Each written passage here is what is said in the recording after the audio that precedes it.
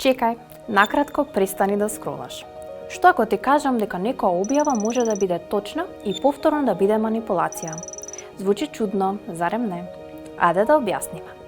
Замисли во твоето училиште се шири видео од кандидат за председател на класот. Како на еден состанок нервозно му одговара на професорот. Видеото е реално, се случило, но не го гледаш целиот разговор. Гледаш само 7 секунди каде тој делува арогантно. Одеднаш тоа е насекаде, во групи, на стори. Сега веќе прашањето не е дали видеото е реално. Прашањето е што не гледаш. Сега замислија истата ситуација, но овој пат не станува збор за председател на класот, туку за председател на држава, кој е кандидат по втор пат. И некој од друга држава почнува масовно да споделува стари видеа, делови одговори, грешки од минатото, но селектирани и пласирани, со цел да влијаат врз твоето мислење. Фактите може би се точни, но намерите не се јасни. Ако некој измисли нешто што не се случило, тоа е дезинформација. Фокусот е на вистинитоста.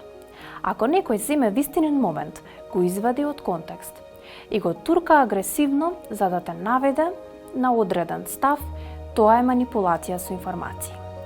Фокусот е на влијанието. А ако таа манипулација доаѓа организирано од актери од друга држава, со цел да влијаат врз избори, ставови или стабилност, тоа е странско мешање. И тука доаѓа најважното.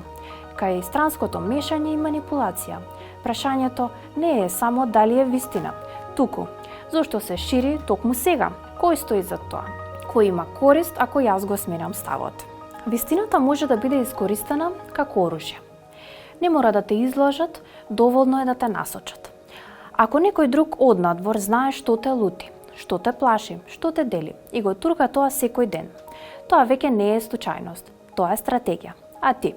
Или ќе бидеш публика, или ќе бидеш свесен и ќе ја препознаеш опасноста.